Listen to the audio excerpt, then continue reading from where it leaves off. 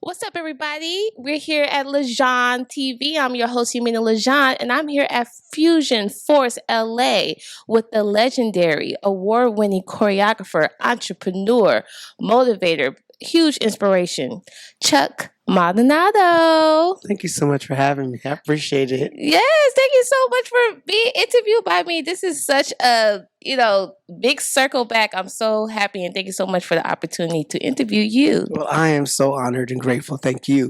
So if y'all didn't know, get it together now, okay? So I'm sitting here next to a living legend, okay? He is a award-winning choreographer. He choreographed Stomp the Yard. He's worked with Chris Brown, Backstreet Boys, everybody under the sun, okay? And he has put so many people, so many Black people, people of color on the map. And how does that make you feel? You know what? It's something that I feel that everyone should do. I just was being myself and always trying to be the best version of myself. And I always feel that the talent that we have is a gift. And when you have a gift, it is your responsibility to give it to someone. That's why it's called a gift. Yes. So therefore, that's why I love sharing. I love giving. I love motivating and inspiring young people to be the best version of themselves. Yes. And to help them find their gift. That's awesome. That's so awesome. But I want to know, like, you've helped so many people out, but what has your journey been like? When you first started your career as an artist, what made you make this path? It was crazy because, I did went to college. I have an undergrad degree in marketing management, and then I have a master's in education. Then I did corporate America. Okay. And then I went back to school and got certified and became a high school teacher and taught business law, Spanish 1 and 2. Oh, wow. So I did the whole, working corporate America as well as becoming a teacher. And then I realized that I had a gift, which was the gift of dance, but I didn't really realize that until I met Lisa Left Eye Lopez from TLC. Okay. Became really good friends. And she was like, you have a gift. You have something special about yourself. And I'm here to tell you that I know that you think that teaching and all these other things that you do is your purpose, but I'm here to tell you that it's not. It is dance, choreography, entertainment. Oh, wow. And I just listened to those whispers. I just listened. I said, you know what? I'm going to try it. Wow. She was a powerful woman. Rest in peace to Lisa Left Eye. And it's dope that you were able to have that connection to legends that have been here and left, like Aaliyah and Left Eye. And, they all made an impact for young artists like myself. You know what I mean? And so I want to tell you, I'm very proud of you. Like, thank you. I appreciate you saying that. Yeah, I'm very proud of you because you have a college degree. You did corporate America. A lot of artists, when they come out of high school, they say, I want to be an artist. Let me go follow my dreams. But they don't understand that this business, you have to know the ins and outs. You have to be smart. You have to know how things work. You have to know how things move. And your artistry is awesome, but having a business mindset and being educated is also very important. Yeah. I always say that, my past experiences is what led me here today. Being, of course, studying business and allow me to be a better business person. And just taking classes and training really hard allowed me to be a better dancer and choreographer. So even like something as simple as pledging Kappa Alpha Psi when I was in college, because I attended an HBCU, of course, which is a historically Black college and university, in case some of you don't know. But attending that allowed me to be a better choreographer for a movie like Stomp the Yard, because that's what it was based around. Wow, yes, like Stomp the Yard, that's a classic, okay?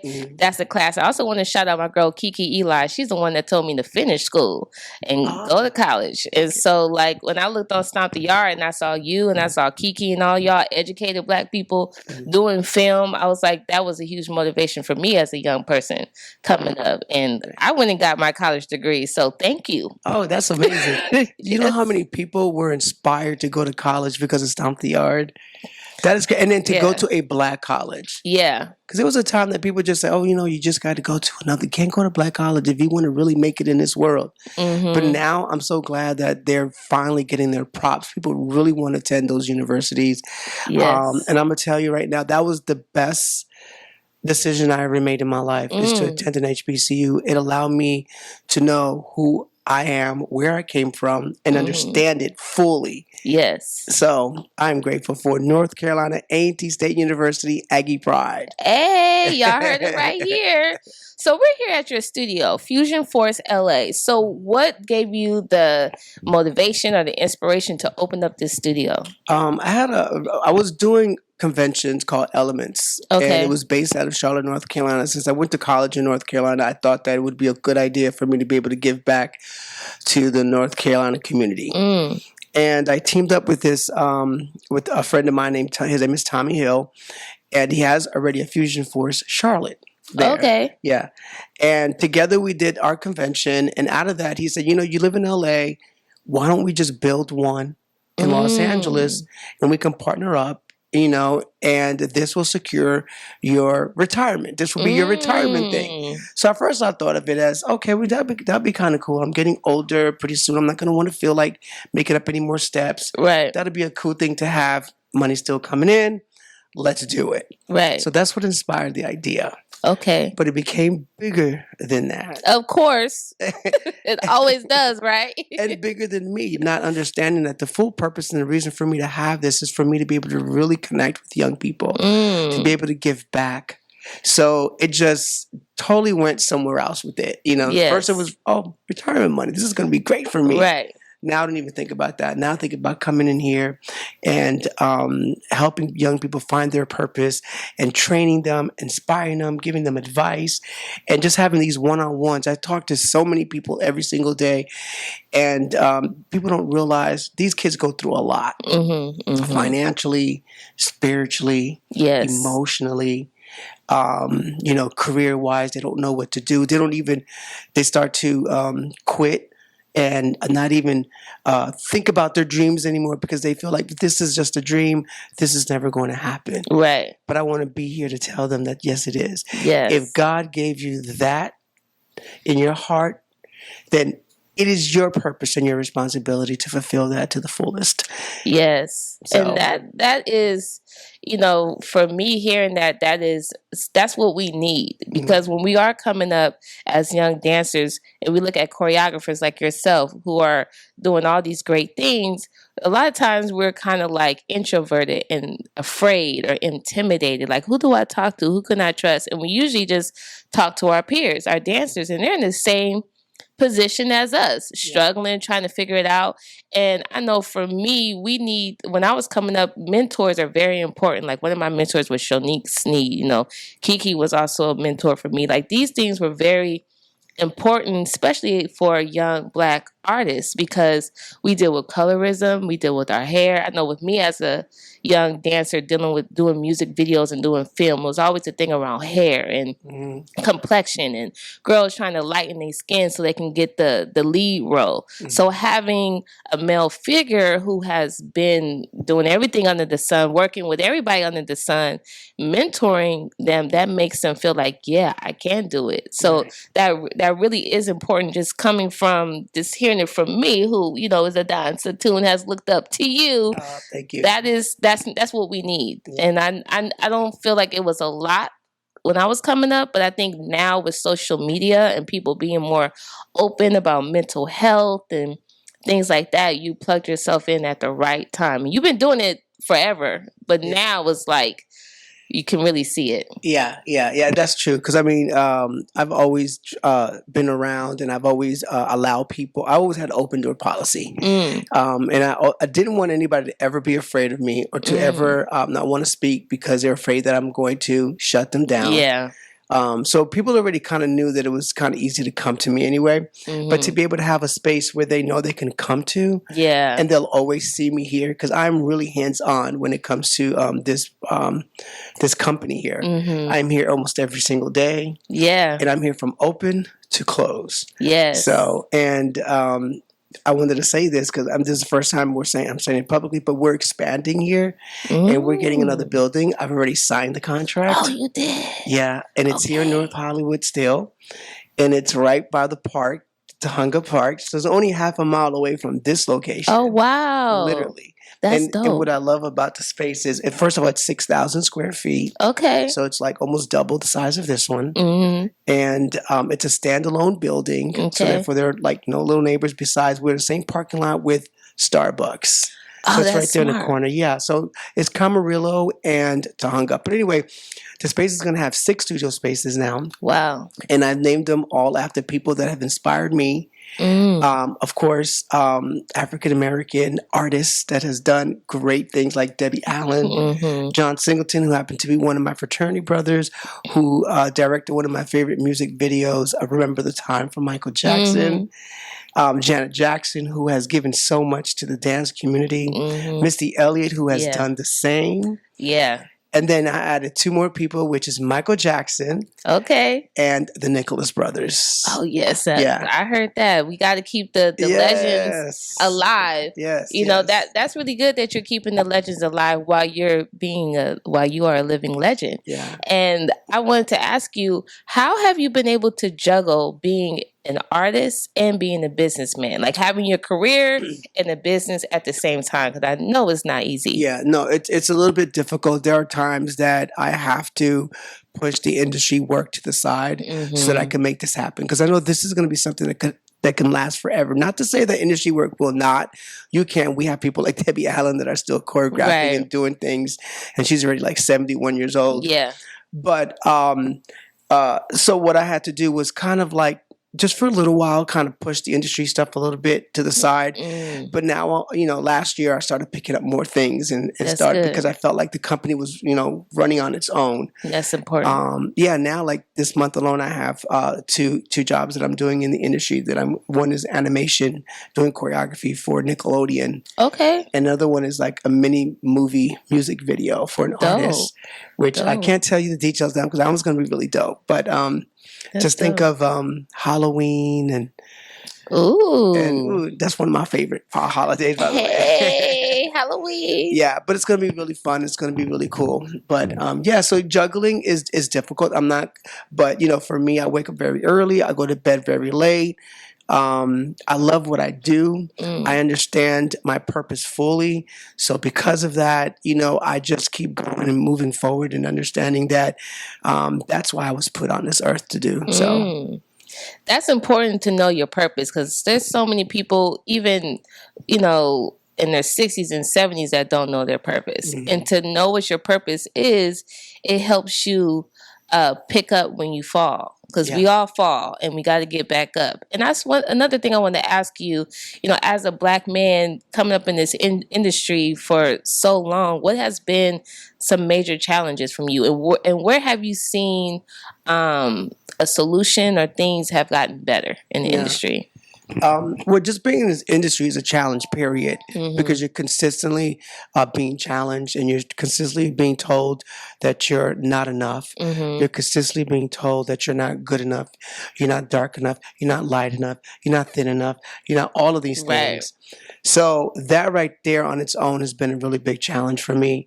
Even like someone like myself, because I'm like an Afro-Latino. So represent. Yeah. So being an Afro-Latino for me is challenging, because there are times that I remember in my career where I wasn't Black enough to do that job, but then again, I wasn't white enough to do that job. And it was just right. I was dead in the middle, but I always kept fighting. My thing is this: if you believe that that's what you're supposed to do and you feel it in your heart, understand that it came from someone greater than yourself. Yes. And I just fought for it.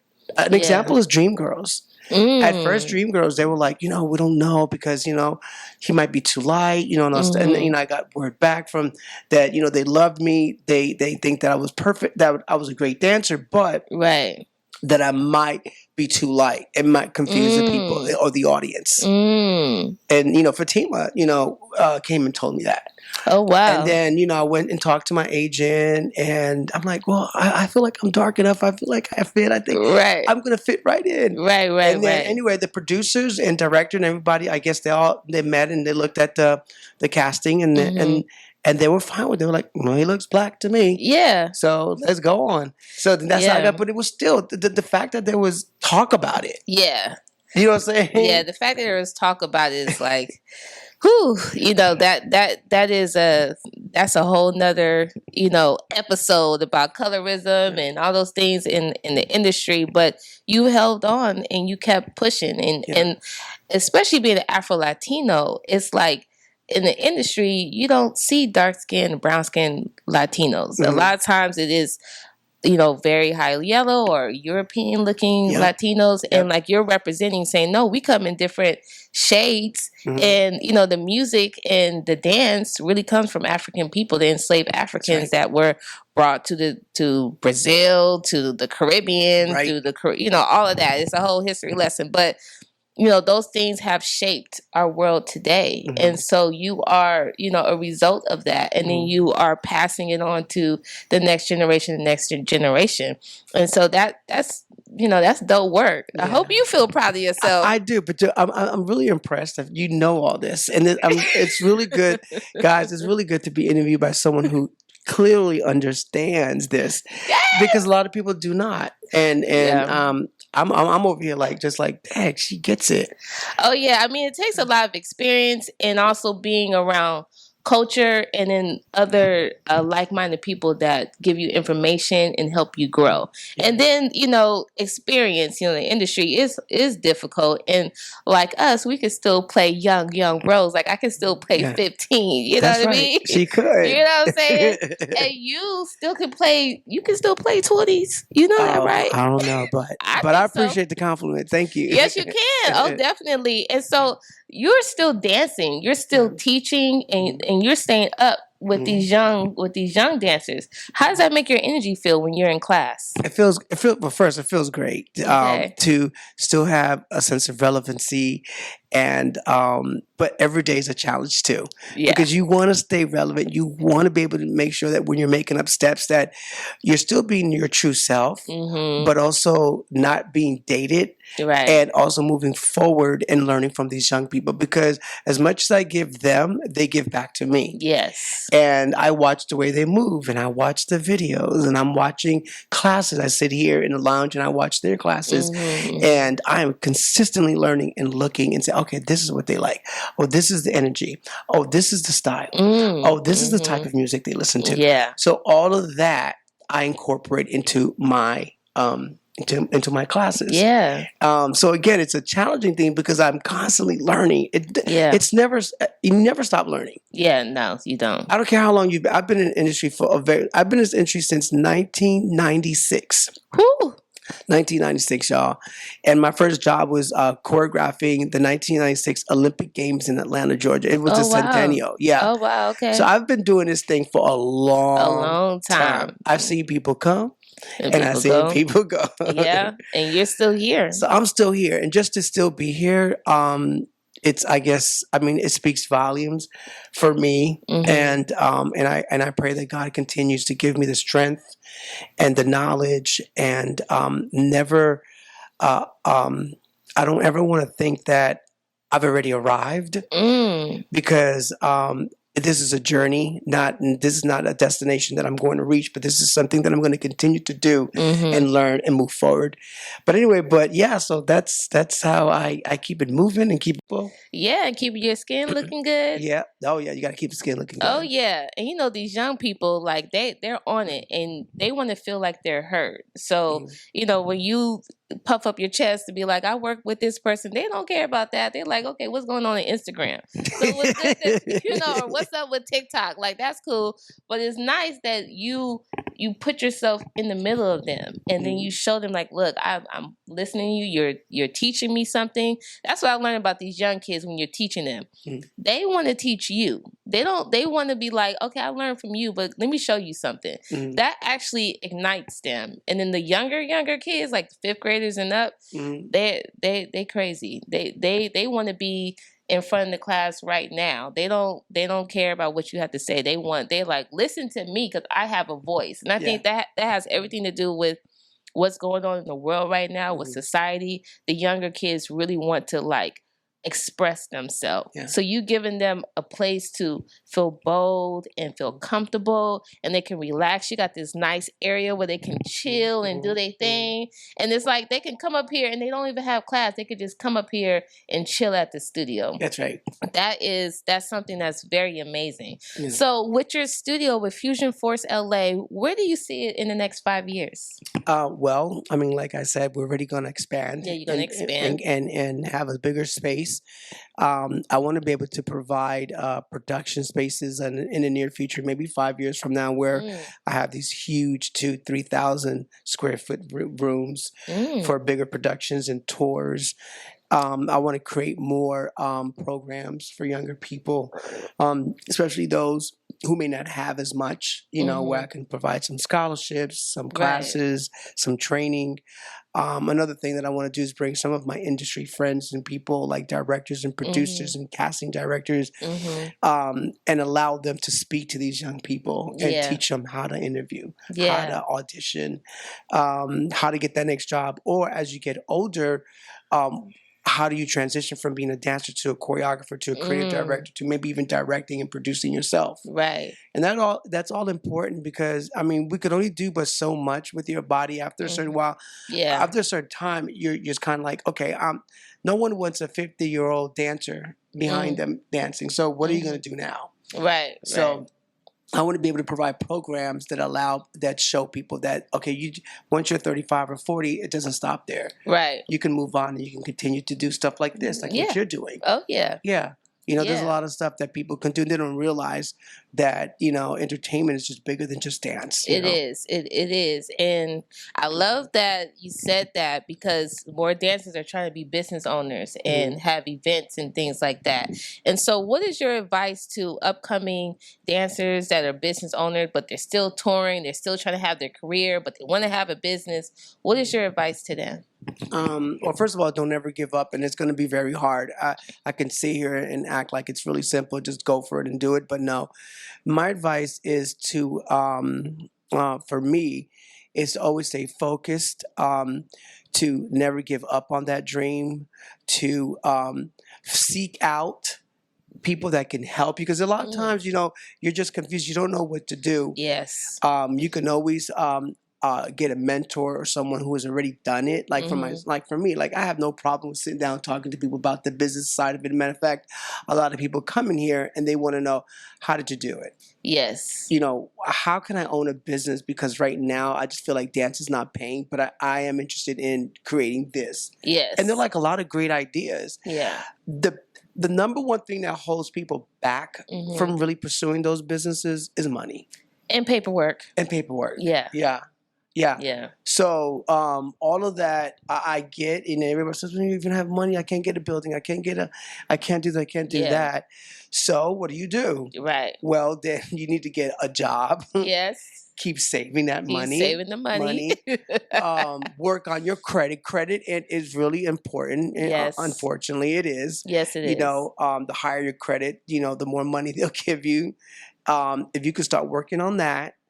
And then while you're working on that, start creating your business, start telling people about your business. You could do little small stuff. Now you don't need permission to advertise your business because you can go on social media. That's so true. It's free. That's so true. It's free information. And to add that is, people got to trademark their names and learn how to start an LLC. And even if you don't have the money, there are grants for small businesses. You can open you up an account for an LLC, or you can do a DBA, do business ad, if they don't have the money for an LLC. But I always tell people to start trademarking their names. And I started copywriting choreography since 2009. Oh. So that is also a very important thing, that choreographers put their work out on Carnival or big pieces and videos. I always tell them, copyright your stuff. And that was one thing, that was a huge thing for me, like as a choreographer. Copyright your work, copyright your work. Mm-hmm. And it's not really that difficult of a process. It's just that the paperwork can seem confusing. You'll go on the website, you get the paperwork, it's all these words, and you're like, what do I do? Oh my God, I need a lawyer. What do I do? But it's just patience. You know, people have to have patience. And as artists, we want to get it done, get it right quick now and fast in a hurry. But if you look at Mr. Chuck Maldonado, longevity is key. Yeah. And it takes steps to be successful. It doesn't happen overnight. And if it does, you're going to fall quick, crash on your butt, okay? That's true. That's for real. My last question for you, who is one of your favorite artists that you have worked with? Wow. I've worked with so many great people. I mean, Chris Brown, Usher, like Omarion, J-Lo. I mean, the list goes on and on. It does. But I have to say who have definitely I don't know, for some reason, this person has always been dear to me. And it has a lot to do with her as a person, was Pink. Oh, Pink. Because Pink was there and she fought for the dancers. She always made sure that we got paid. She always made sure that we were treated like kings and queens. Yes. She was so grateful and so appreciative to have us, you know, and she even treated our families well. Like when she met my parents, she called them mom and dad. She signed autographs. Matter of fact, till this day, my mom still has a picture of her. And this was her first album, by the way, too. And it says to Mom and Dad Maldonado, I love you so much because you gave me the gift of Chuck. Oh, that's and that so was sweet. so amazing. So to this day, she's a person that really stands out to me, and I just thank her for being her and being great. Yes, that's awesome. Well, we thank you for being you and being great, and still keep educating the kids and keep showing these kids, because you can still, you know, do your 5, 6, 7, 8. You still on point. I see those videos. Okay, he's look at the Fuzion Force LA. Look at them videos, because Chuck is still clean. He is sharp. He is on it. Okay, all y'all want to bring all this energy and all over the place. No, he will get you together. Okay, so let them know where they can follow you. Everything's always Chuck Maldonado. So whether it be Twitter, Instagram, Facebook, TikTok, whatever it is, at Chuck Maldonado. Yes, and Fuzion Force LA. Yeah, don't forget to follow Fuzion Force LA. Yes, definitely follow us. And look out for us, because we're going to be moving to a bigger space, and I can't wait to have you there and and welcome everybody. It's going to be amazing. Amazing. I'll be there, Chuck. Yes, I appreciate you. But thank you so much for sitting down with me. It has been a pleasure. Thank you. The pleasure is all mine. Yes. All right, y'all. We out. See you later. Ciao. Right, bye.